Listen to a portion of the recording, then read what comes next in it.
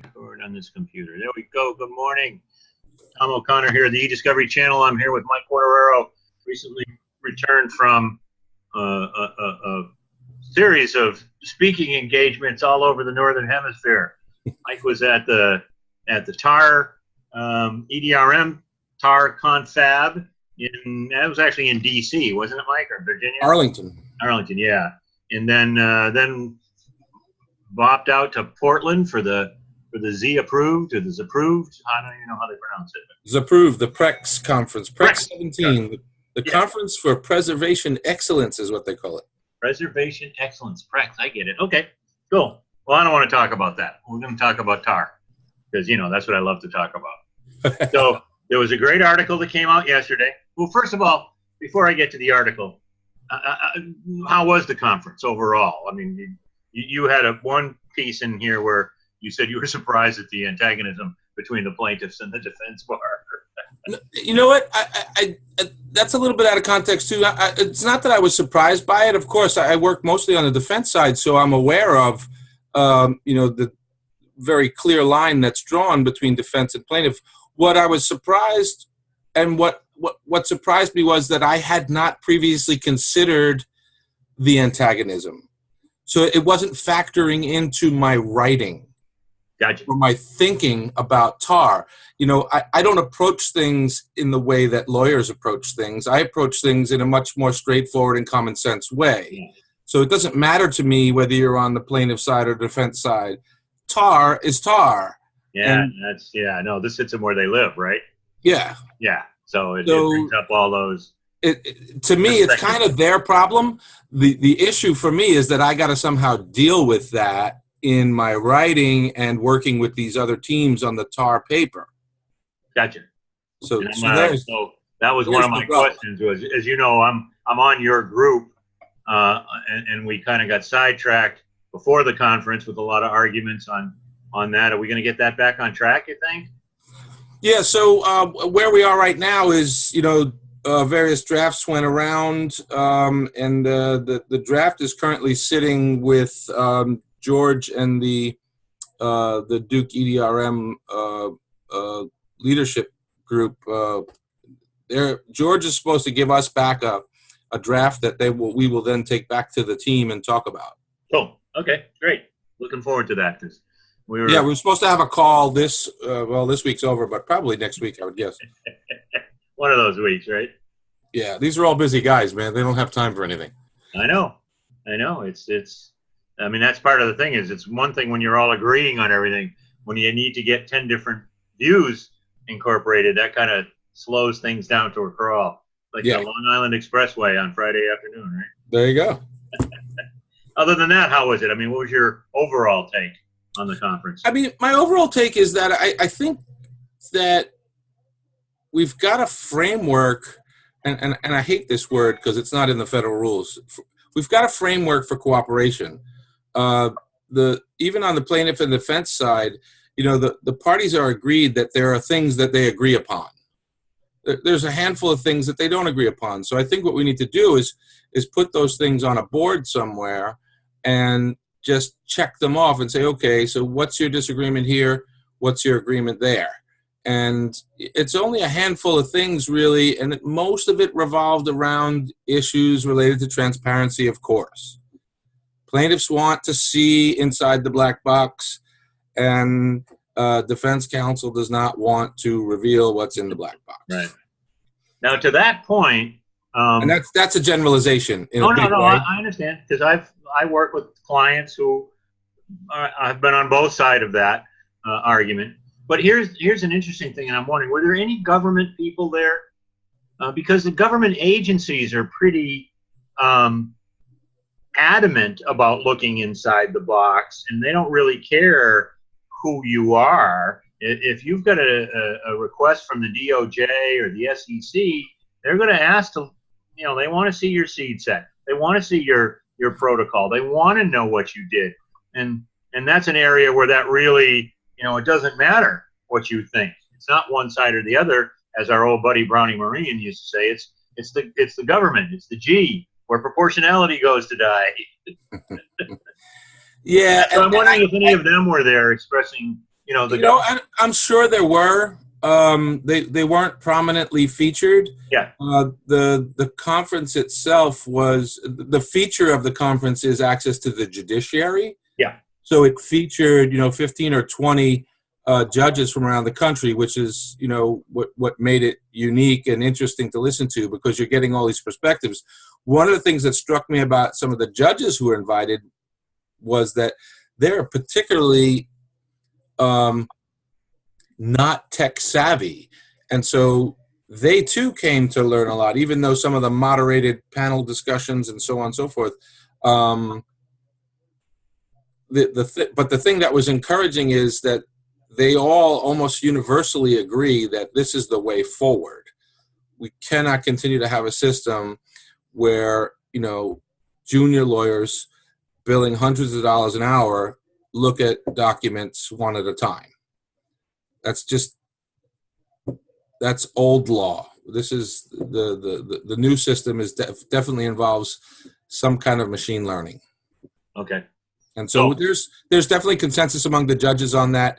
Clearly, plaintiffs agree that it needs to be used. Defense counsel obviously wants to use it. So I think there's more area of agreement than disagreement, but Good. There's some sticking points that we got to get through. Good. All right. Well, that's good. That's I'm encouraged. I said it, to the press after we spoke with the press afterwards. I said it to them. I'll say it to you. I'm encouraged. I think there's a tremendous opportunity here to get out in front of this. And it's interesting because I think the Legal Tech News piece, one of the closing thoughts there was that, and I believe it was, I think it was Judge Peck, who, of course, is one of the real thought leaders in this space, at least from the judiciary. He said, look, if you guys don't figure it out, we're going to figure it out, and you're not going to be happy. And speaking of that piece, because I wanted to ask you a couple questions, I'm looking at it now. I'm not sure the judge is identified. I see that quote, but I'm not sure he identified the judge. It just says a judge told attorney attendees, and then goes into that quote. And I've heard him say that before. That's a great quote. But there's a quote that puzzled me more, actually bothered me more, that I wanted to ask you about. I mentioned it to you just before we started, and that's from John, and help me again on the pronunciation. Rabier? Yes. John, okay, I got it right. John Rabier, who is the director of the Center for Judicial Studies at Duke, if I got that title right. As I recall, John was at Sedona for a long time before that. Yes. And was with the AOC before that, before Sedona? And then now I'm a little hazy. I don't want to misquote, but certainly he's been with Duke, and now he had been with Sedona. But he was quoted in that article in Legal Tech News from yesterday that TAR is really last year's war, AI is going to take over this space in a year ago.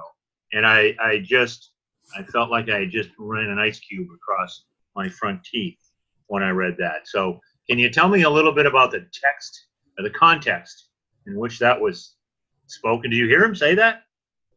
Yeah, no, he said it for sure. But I think it is a little bit out of context. I think what he's saying is that the question whether we're going to use TAR is answered. I think that's what he means by the war is over. All right. Kind of what you just said about, we know we're not going to do page by page review anymore. We're going to use TAR. I think that's what he's referring to there. Okay, fair enough. And the extent to which AI is going to invade the space. I mean, obviously we're seeing more and more of it. I'm not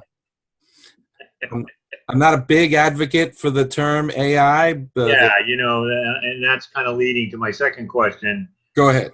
Which is, and that is the definitional one. It's the one we struggled on in the group. Is what is TAR? I think what is AI is even more nebulous, and I don't even want to go there. You had a quote that I really loved later in that same article that's talking about how to get into the adaption, and you said we have to demystify the process. And to me, that I'll channel my inner Groucho Marx now. That was the magic word, process. That we've got to make sure that when we say TAR, we're not talking about a specific product or even a specific tool. I know some people like to say TAR is predictive coding. I think, Tom O'Connor thinks, it's broader than that. And I love hearing people talk about process the way you did, that it is a process. Maura Grossman has said that a number of times. Sure. It really is a process. And I think, to your point, how do we move this ball forward? I think if we concentrate more on the process than algorithms, I think maybe we can. It's still going to be dicey, but I loved hearing you say that. Yeah, no, and it's obviously anybody who knows me knows that I'm all about process with the whole project management background. But, to me, what we need to do is, and it doesn't matter if you're on the plaintiff side or the defense side or the judiciary or you're a vendor or a consultant, whatever. There needs to be a defined process, and it's not so much about seeing inside the black box. How does the science work? We all sort of generally understand. Look, it's indexing text, okay, and the algorithms, whichever one you're using, are finding ways to parse that conceptually and using patterns and linguistics, and that's not hard to explain to somebody.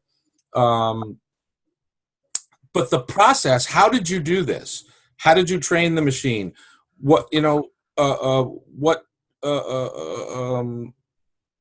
a subject matter expert, or was it a system that requires, a continuous process of training? There's just identifying how you did these things and having a checklist, right? Back to our friend Browning. The checklist manifesto. It's sitting on the shelf right in front of me. That's what I think the objective should be. And obviously there needs to be some narrative built around that. You can't just have a checklist and say, here, do these 10 things and you're golden, right? You've satisfied the rules, right? It's not going to be that simple. There needs to be a narrative, but we definitely need to identify the processes. And it's okay if there's two processes, or you take the first few steps and then because the science is different, you deviate from that a little bit and you have a separate protocol or process for that. That's fine. Nobody has a problem with that. Right. Good. So that kind of begs the question then, what are the next steps? Where does the group go from here? So like I said, the draft is in front of the Duke leadership right now. They're going to feed it back to us once we had 3 teams, right, that did the writing on this. Right. Excuse me, one sec. Of course. We had 3 teams that did the writing on this, and each team has now submitted their drafts. It's been combined. The Duke team is looking at it, and they're going to feed it back to us with their comments and seek further comment from the teams. There was, and not to poke the bear here, but there was some dissension prior to the conference by some folks about how those drafts were done and submitted. Was that all kind of laid to rest? I think so for the most part. Obviously it was a very professionally moderated conference. There were obviously just the top industry leaders were there. I think look, we're all adults. We can disagree on, what are the best ways to do things, what are the preferred ways to do, what science is better than what science. But at the end of the day, as we have already said, there's got to be a process in place for how we move this technology forward. And I think everybody understands that. Even the people who had issues are, I think, back on board and prepared to have an intelligent conversation. Good. So that kind of takes care of the document. What about the group itself? Other meetings coming up? I'm not familiar with the schedule. No, I don't think there's anything scheduled, but I know there's just going to be a team leader call in the very near future, and then we'll take it from there. I'm waiting for the draft back, and then we'll obviously take it back to our teams. Good. Drafting teams. Good. And I know it's Friday. I don't want to hold you up. Obviously, you don't have to worry about driving home from the background. It would appear you're already home, right? I am home today, buddy. I actually I was on the red eye last night. I landed there you about go. 9 o'clock this morning. Well, thanks for speaking with me. I appreciate it. Any other observations, comments you'd like to make about the conference or the group, or you know, where we're going? No, not that I could think of. I mean, I think there is one of the things that sort of bugs me about the process is that the transparency issue in particular bugs me, because at least from my perspective, and again, defense perspective, because I work at a defense-oriented firm, I don't understand why this is an issue at all, because the rules don't say you have to disclose anything. In fact, if you look back at the way discovery has been conducted for hundreds of years, you didn't tell them the names of every associate who looked at a document and, you know, whatever notes or comments, you know, I mean, I recall lawyers in the paper discovery days putting Post-it notes on documents, you know, color-coded Post-it notes. This is privileged. This is responsive. This is that. And you didn't reveal any of that then. Why are we revealing that now? And the only reason that's being asked for is because of this black box. And so if we demystify the black box and let everybody know, look, the technology works. Now we just need a process for moving forward. So that's one of the things that kind of always, the rules don't say you have to do that. And so if you want to change the rules, fine, change the rules. But don't try to inject that into the TAR process. It's just not there. It's not necessary. It never was. And I don't think it needs to be now. I don't think that needs to be an obstacle that gets in the way of forward progress. Right. All right. Well, Michael, thanks again. I appreciate you taking the time.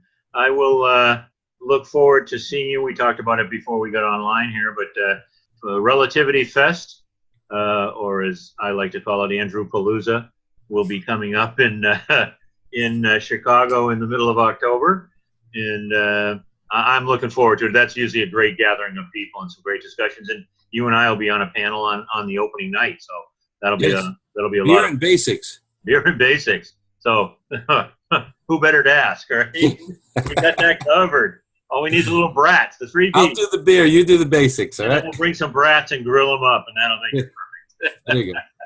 All right. Thanks again, and we'll sign off from the eDiscovery channel.